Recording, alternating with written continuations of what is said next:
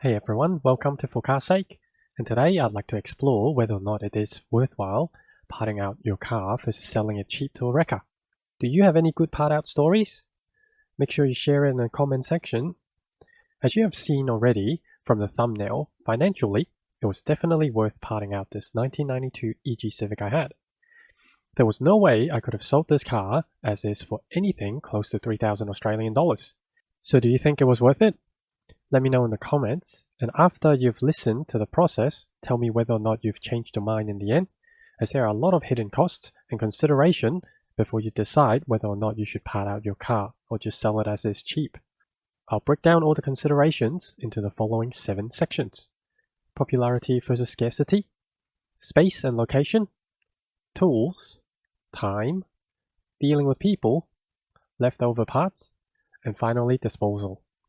If you want to jump ahead, I'll have all these sections in chapters. And some of you watching this video might recognize the car. I just ask you to please respect my privacy, as I'm not quite ready to put my face out there just yet. But hey, if this type of DIY content is your cup of tea, make sure you smash the like button and share my video. One of the very first and most important consideration in my opinion is popularity versus scarcity of the vehicle you're thinking of selling or parting. This really determines a fundamental problem here. So how desirable is my car? A bit of a short intro. It's had a low frontal impact, so the radiator support is bent. The radiator and the AC condenser are bent. The right fender is buggered.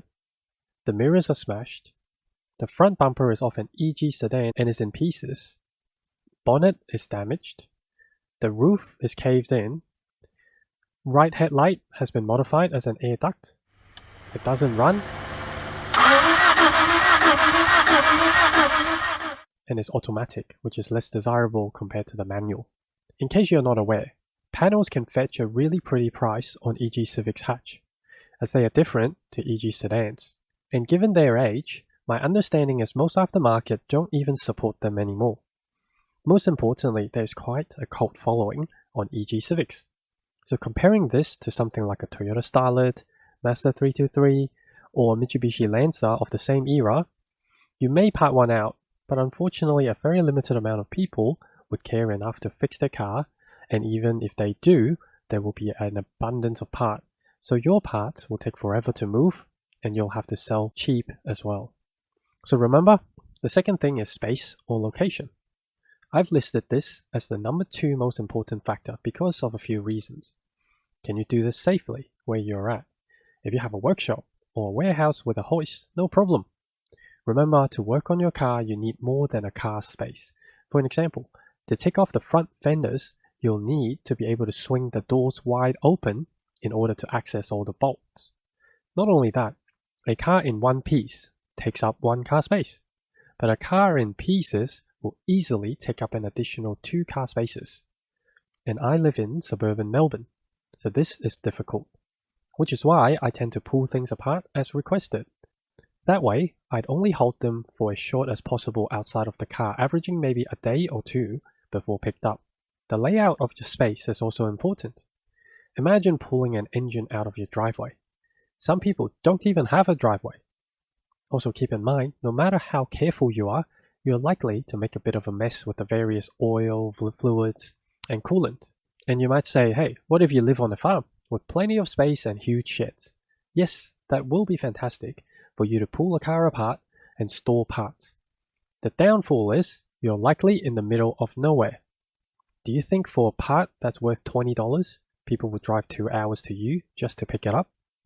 Or maybe pay $15 postage on a $20 part? And even if they do, how far is the post office from you? How are you going to package them? And what about large parts like an engine or something more valuable? Then yeah, perhaps some would drive 2 hours to pick that up. But what about interstate people? To have a pallet picked up in the middle of nowhere is going to be expensive. Someone who bought parts from me shipped a pallet to Sydney from Melbourne, and it cost him about $400 with mate's rate from the depot. Third consideration are tools. What kind of tools do you have? You can probably start off with a small toolbox, but let's see what you need as a minimum, absolute minimum. Number 1, A basic 200 to 300 pieces toolbox with spanners, sockets, and ratchets. Number 2, 4 jack stands and a decent 2-ton jack. Number 3, engine hoist.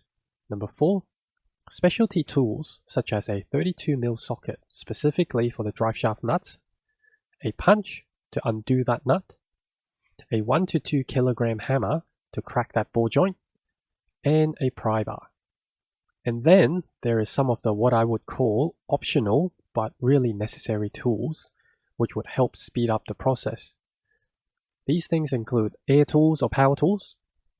Things such as impact drivers or air ratchets would help you greatly. But if you use these, you're going to need impact sockets. And then ratchet spanners will also be of great use, especially for those hard to get to places. Flare nut spanners, in case you don't know, for your brake lines. Keeping all that in mind, even when you buy budget brands, this is still thousands of dollars of investment in tools before you can really begin. The fourth consideration is time. Have you ever heard of the phrase time is money? You really get a new revelation to this phrase when you've tried parting out a car. The first thing is research. How much is your car worth? And if you're leaning towards part out, how much is each individual item worth? For an example, right now from the top of your head, how much is your interior clock worth? Most people won't be able to answer that question. That's going to go with every single little piece in and on your car. Another obvious reason why time is important is because it takes time to sell the parts. Personally, I listed the part out online late February, and it's now late April, early May. In a little over 2 months, the car has went from this to looking like this. I don't know if you can believe it, but this is actually considered really quick. Then there is also time you spend pulling the car apart. To give you an idea on how long things take, it took me 2.5 hours to remove the engine and gearbox all by myself. Half an hour to remove all the interior seats, 2 hours to remove all the trims and the dash, 1.5 hours to pack the pallet going to Sydney. In a rough calculation, I've spent over 30 hours parting this car out, and this excludes time I spent taking photos, writing my ads, talking to people, waiting for them to show up, taking further detailed photos for them, and the most memorable one was actually traveling back home while I was out and about on Anzac Day, because that was the only day this buyer was available. Fifth consideration is dealing with people. To date, I handled inquiries from a total of 56 people in this part out. Out of them, 14 have bought from me, and out of these 14, 5 required postage and 1 required the pallet. Although they are paying for postage, I still had to source the boxes, the bubble wraps, tape, and the strap in a pallet. That person with the pallet actually bought $600 worth of parts from me.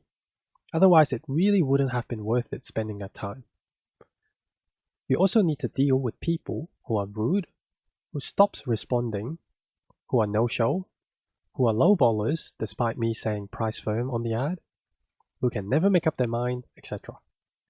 The worst experience I had was someone messaging me on my ad just to make fun of my advertised prices, saying I'm out of my mind. I guess sometimes people just don't have better things to do. The sixth consideration is leftover parts. It is always impossible to sell everything from a part out, especially if they are damaged or some parts just naturally have no demand, such as this rehatch roof interior trim. And then there are items which just takes months or even years before someone might inquire on them. Then there's the elephant in the room, the body shell. In the early stage of my part out, I actually had someone who offered me $50 for the rear trailing arm and brakes. And to be honest, it was a fair offer. But the problem is, as soon as I sell that, I will be unable to move that shell again. Or at least no longer able to move it simply by pushing it and steering it. As a result, I still have them now. They're online for $30, and still nobody wants them. But that mobility of the shell was definitely worth the $50 in my opinion. And to be honest, it's most very likely going to end up going to scrap metal. And the last consideration is disposal. As we touched on scrap metal, there are multiple options to get rid of the shell. You can take the shell to a metal recycling yard and maybe get $50 worth of scrap metal, or you may need to pay them about $150 to come and pick it up. In my case though, due to age, some of these cars do suffer from rust or dodgy old repairs. So things like the boot floor and the chassis rail, the rear hatch, rear quarter, etc. could still sell. But once again, this falls back on the supply and demand. So that's the metal shell. But a car also has things like carpets, plastic trims, seats, roof liners, which scrap metal places will not accept. Which means this is another trip to the tip and pay for the disposal of these extra items. Unless, of course, you want to and have the space to store them. Then finally, the toxic waste such as the oil, fluids, fuel, and tires. All these take special treatment and are rather expensive to dispose of responsibly and legally. So in conclusion, there's just a lot to consider before you decide whether to sell cheap or part out. It is very demanding physically, mentally, and emotionally. It also demands a huge amount of space and a lot of time. If I was to do it again, I would still part this car out because saving it would simply be financially uneconomical. I have the means to do a part out, and I know these cars well enough, which helped me greatly in pulling it apart and selling the parts. But if this was an early 90s Corolla, there is no way I would even consider pulling it apart because things will take forever to move, and when they do, you won't be able to demand high dollars. So hopefully this has brought you a bit of an insight to determine whether a car is worth parting out or not. Do you have any good part out stories? Make sure you share it in the comment section. Thank you very much for your time, and I look forward to catching you on the next one.